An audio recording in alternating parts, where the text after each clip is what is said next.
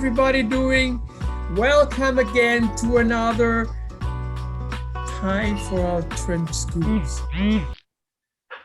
This time we've got something called Transgender 101. How can we explain ourselves? How do we present ourselves? How we go to people which are not transgender? So the idea is that how can we talk to cis people? How can we talk to other people? Based on that, Bonnie, you're the first one, right? I reckon. Just to share a little experience. I went to a doctor that I've known for about 30 years. He's known me for 30 years. Anyway, with all that being said,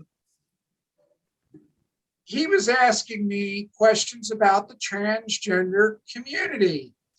And if he had transgender clientele coming to him, he wasn't quite confident or felt comfortable with how do you deal with an entity you know nothing about.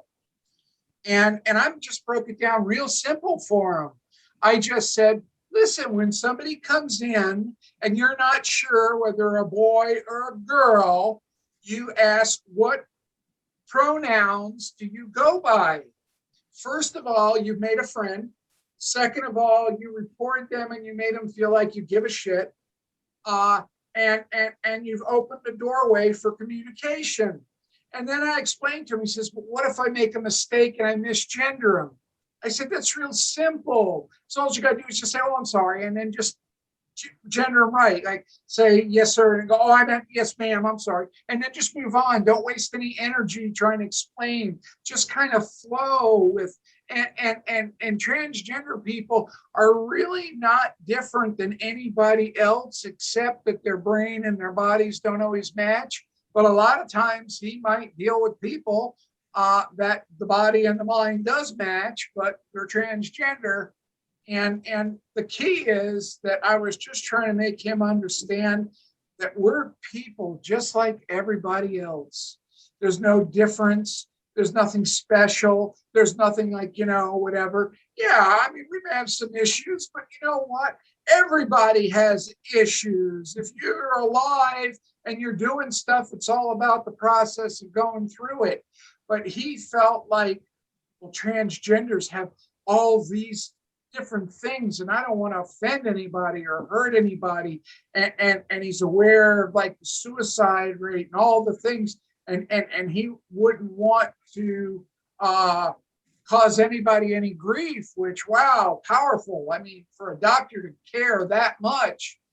But after just a few minutes of explaining to him about asking the pronouns they go by, not worrying about if you make a mistake when you gender them, and explain to him, one of his things was, well, when do you become transgender? Like when you turn 25 or 30, or when do these feelings start?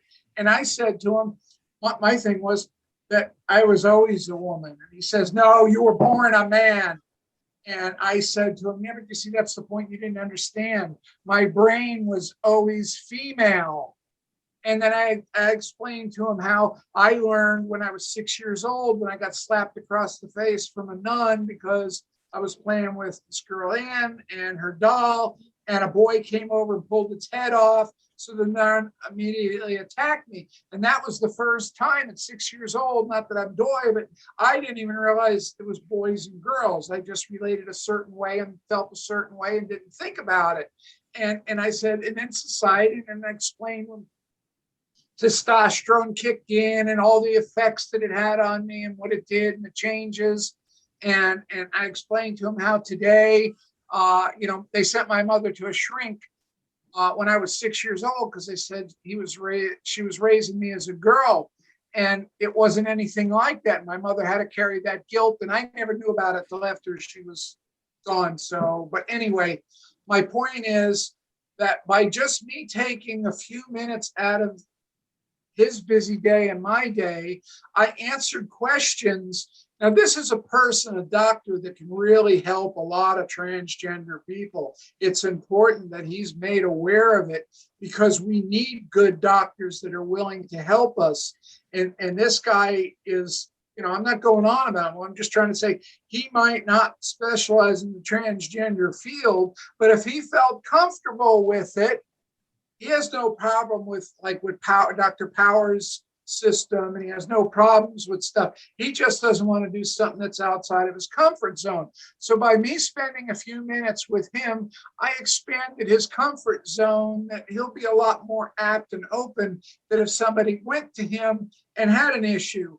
And this whole program, what I think is trying to be conveyed, if you're talking to a police officer and you can explain a few things and help them to understand, if you're with your mother, your aunt, your friend, it doesn't matter who it is, and you explain a little bit, it takes a tremendous amount of pressure off everybody that's transgender, because not everybody knows transgender people, and a lot of people only think of transgender when you go to Pornhub or one of those other places, or magazines. So we want people to understand, yes, Caitlyn Jenner running for governor, big name, big out there, a lot of people, publicity for transgender, and that goes on for governors and other people that have been there, all positive stuff. But for them one-on-one, we're still like aliens because they don't really know. We bite? I mean, no. Anyway, my point is that if we just expend a little bit of energy when we're dealing with people, as opposed to taking things offensively or pulling back, but give back to the community, it's going to make a big difference for many, many transgender people down the road, because you put a little bit of effort out. That's my 5 cents. Thank you very much, Bonnie. And I really appreciate because what you told about doctors, because, for all transgender people, the doctor is always a special person because we have a lot of relationship with them. And unfortunately, throughout the history or the recent history of doctors, they always not always very supportive of us. And I think it is something very important what we right doing now.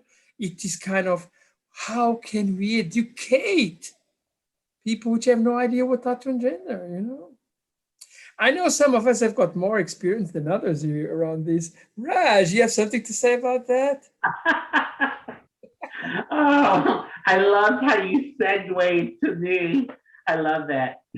Well, for me, I believe that the bridge of understanding for our community and others is through education. So, educating people so they're not ignorant about our community.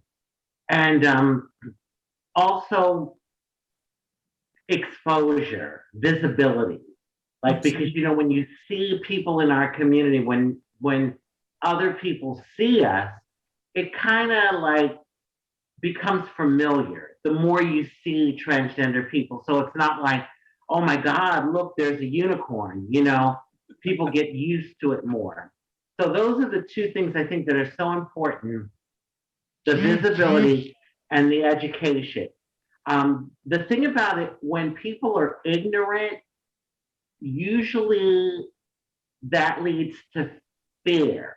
If you don't understand something, oftentimes people fear that thing. And I think that that's one of our biggest problems with, the other people in society and us trans people. They don't have an understanding, so they fear it. And, when people are afraid, what do? They either want to run from it or they want to destroy it. They want to get rid of it. So for me, many years, I spoke with an organization called the Yes Institute from the late 90s all the way till about 2012 on a regular basis. Once or twice a month, we would do a venue at universities, libraries, all sorts of venues. And, sometimes it would be 20 people, sometimes it'd be 50. There was times where it was 100. And I would go out. The Yes Institute, they have like a 20-minute film that explains like gender and like how the chromosomes work and like how there are people born like, you know, with with X and O and XX, but then there are people born with like XO and an extra X, or, you know, et cetera, et cetera. So after the film, usually someone like me will go up and share, you know, our life story. So I would go and I would share my story, because the thing is, you can learn about something all day long, but when you actually meet someone, like you can learn about a type of person or a type of people, but and study it in books and all. But when you actually are face to face and you're meeting someone like that, it's powerful. And you know, there's a human connection that I saw that happened, because I'd walk in the room and it was like the walls were up. And then as I shared my story, slowly but surely, the walls would come down. Not with everyone, but I would say with 80% of the people there. Because what was happening is there was a human connection happening. Even though I'm transgender and they may not be, there's things that we have in common as human beings, and they were able to see that. I have a family, you know, I need to work and live just like they do, and, you know, et cetera, et cetera. So I did that for many, many years.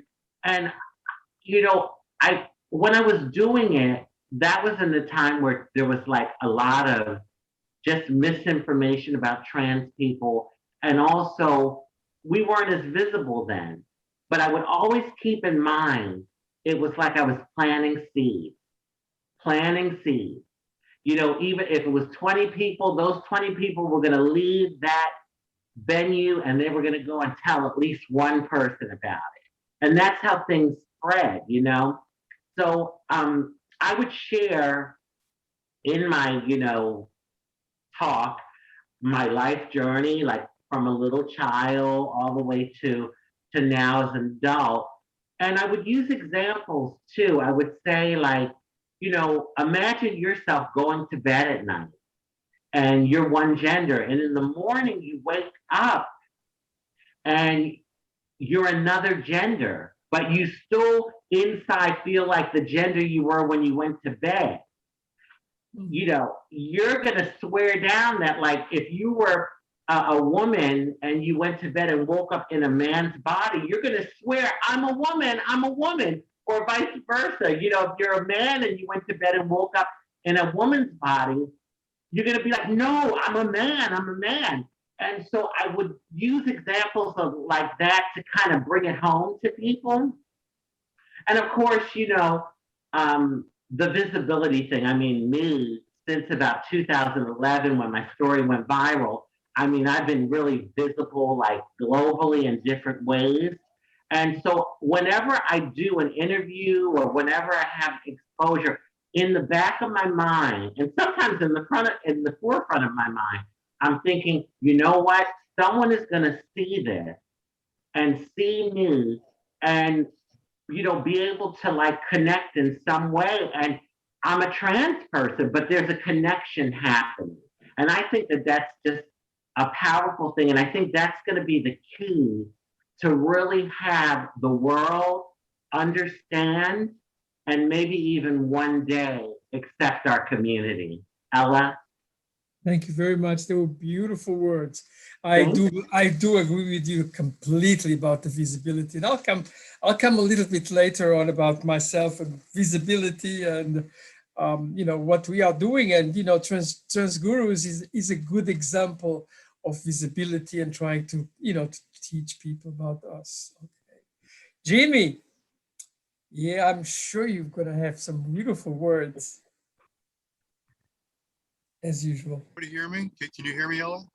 We can hear you. It's a little bit faint, but we can hear you.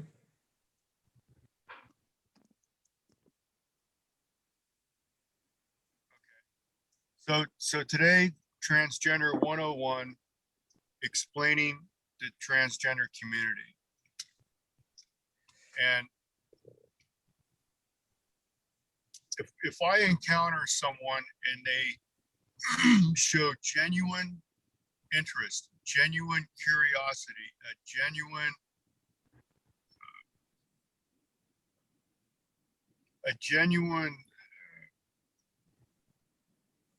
what's the word I'm looking for? Want and desire to understand. Okay, yeah, a desire to understand. Yeah, thanks. A desire to understand what it's like to be transgender, and I just explain it in real simple terms. When I look in the mirror, my mind expects to see a girl, and that's as simple as it gets. And so, in my experience, some of us on this panel are been on the planet for a while, and like, when I was a kid, there was no vocabulary. There wasn't even the concept of being transgender. So you just kind of bulldoze through your life. And I think I mentioned this in previous videos where, maybe 10, 11 years ago, I found myself in a position that I was totally free from all obligations. And I was able to blossom as the butterfly that I am today. And the act of honoring I honor myself. And I was thinking about this the other day. It's for a transgender person, for myself, there's a lot more to boobs than just the boobs. My boobs are symbolic that I give myself permission to be myself. And that is, I think, part of self-actualization, which we spoke about a couple of weeks ago, or self-mastery. When we truly blossom as ourselves, whoever that may be, we all are born with different talents, different abilities, musical, sports, academic, mathematics, astrophysics, studying the stars and the planets. We all have, there's something about all of us that we excel in. But we all humans have a common denominator of expressing themselves as their true self. And for a transgender person, it's just a little different. And so in my experience, my blossoming, from a caterpillar now to a butterfly, or a rose blossoming, that's how I experience my evolution when I explain to somebody, what it's like to be transgender. And for my own journey, to connect the dots took a long time. There were days, months, years sometimes before each dot connected to the next dot. And I reached a point where the dots were connected enough that the picture was becoming clear. And so, here I am today. But as far as trying to explain what it's like to be transgender to somebody, yeah, it's just real simple. When I look in the mirror, my mind expects to see a girl. Ellen. Thank you very much, Jimmy. I'm afraid your audio is not so fantastic, but I think it's hearable. I would like to tell something about to cis people. And that is, if you want to understand transgender, you have to put your tolerance glasses. Why? Because we are all different. Some of them are gender conforming people, like actually more or less all four of us. Some of them are not gender conforming people. And I think right now there's a very big, revolution about that's concerned. So please put on your tolerance glasses. Try to understand other people and get out of your,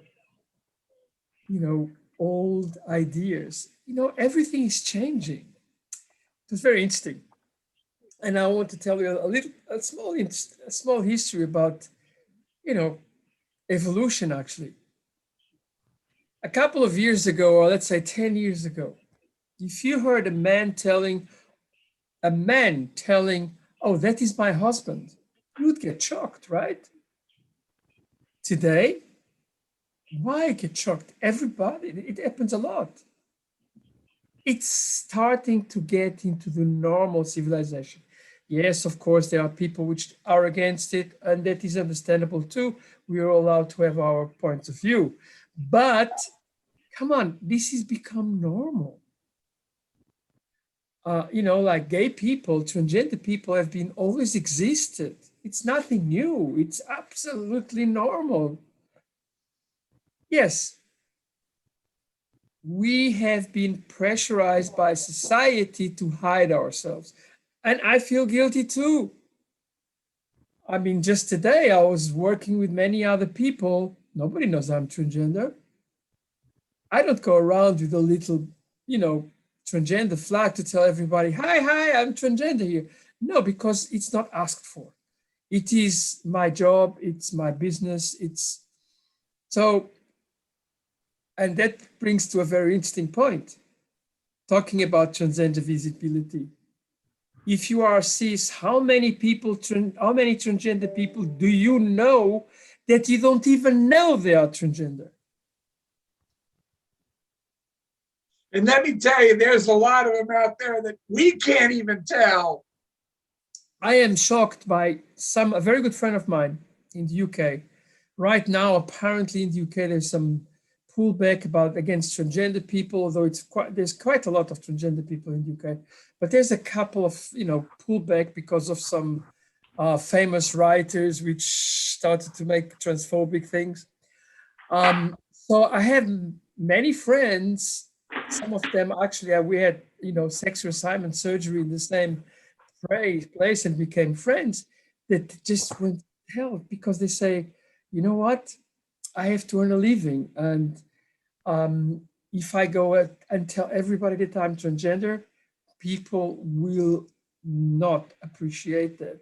Many people do not appreciate that. So I ask you again, cis people, please put on your tolerance glasses because we need to be, a little bit of tolerance towards us.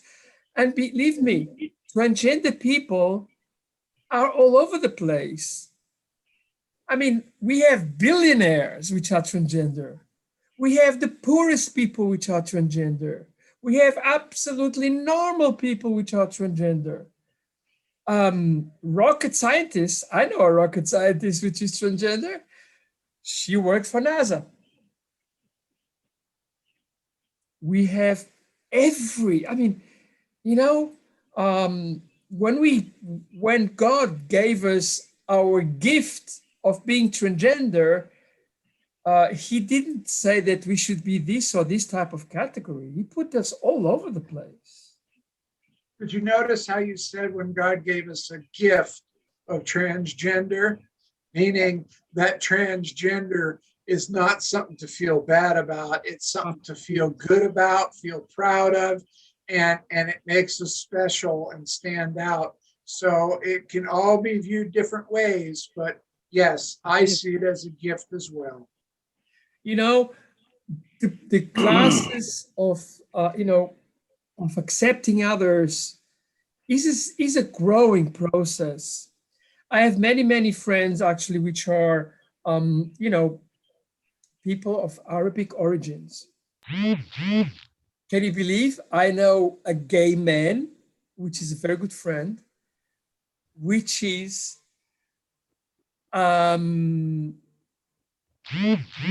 from Saudi Arabia.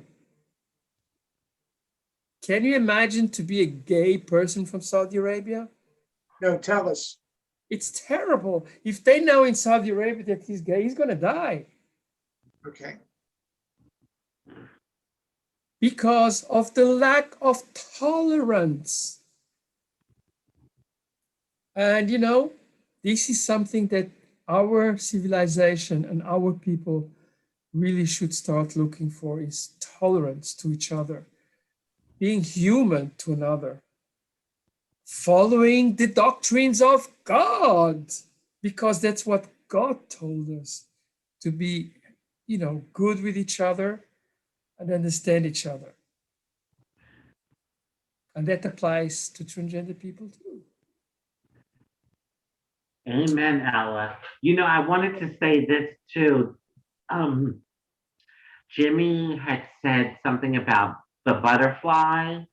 And one of the other things that I bring up whenever I talk on about, well, most of the times I should say, when I'm speaking about transgenderism or ism, being transgender, is that if you look at nature, okay, we human beings are part of nature, right? And if you look at things in nature, like the butterfly, who basically does a metamorphosis, transitioning from a caterpillar to a beautiful butterfly. But there's other things in nature, like the seahorse, the seahorse, the male seahorse is the one that has the babies, or, you know, Absolutely. I mean, the diversity is just, I mean, it's just amazing. There's the parrotfish that's both male and female together, the worm, snails. So it exists in nature. So if it exists in nature, why wouldn't it exist in us human beings? Absolutely. Like, you know, the diversity. So that just kind of struck me. But you know, I do think that we need tolerance in our society. We need love, and understanding each other. That's all. The only way that's going to happen is if we educate people Absolutely. because there are a lot of them that associate first, oh, you're trans, you're either gay, you're a pedophile, you're this, you're that. But nobody identifies that doesn't know anything about us, that we're just people like everybody else, instead of putting us in a category. Education and visibility equals tolerance. Yes. I do feel a little bit guilty because I probably don't go as much with visibility that I should do. But in another way, I've written 3 books, like Raj written some books too. And, you know, I try to educate people. And, you know, I am not shy to tell people that I'm transgender. It's just in many circumstances, I don't see what is the added value. That's why I don't do that. You know, it's as simple as that. You see. You're not looking for See, attention. we are. Go ahead, Jim. Jimmy. Go ahead, Jimmy. We are all ambassadors of our community. The fate of our community lies within us, and how we represent ourselves is a direct reflection on the entire trans community. And the tolerance and acceptance, that's the baseline. That's the absolute baseline. I live my life in such a way that we just don't tolerate people. We celebrate people. Take it to another level. To tolerate something is to just accept it, and by minimum standards. But when we celebrate our community and celebrate ourselves and represent ourselves as such, we will become a positive influence to others, and therefore elevate the entire, not only the trans community, but humanity itself. Absolutely. But when I mean tolerance is a good start, because some people do not have that. You got to start somewhere, yes. Yeah. I was going to mention that when I was talking to my doctor, that when you intentionally misgender somebody, when they let you know, let's say you and they say, I prefer she, her, hers, along that line. And also it's going to educate some other people that we don't know. When people say they, okay, and they're referring to themselves as they is 2 people. So what they're trying to say to you is they're both male and they're both female. Today they might be male, tomorrow they might be female, and they're discovering themselves. And usually after a period of time, they go one way or the other. But along the journey where they're finding themselves, so when somebody refers to themselves as they, you understand, like they're just letting you know that they're between both genders. And they're trans, they're not trans, they whatever. But they fit under that umbrella, but by being educated. And anyway, the point I just wanted to make was when you intentionally misgender somebody, I honest and truthfully believe that if there's a thing known as karma, when you do that to a person, the hurt, and a lot of them can go and kill themselves over it, and a lot of them can go into deep depressions, and a lot of them can really spiral down just because you felt cruel and mean and you felt like being hateful and hurting somebody.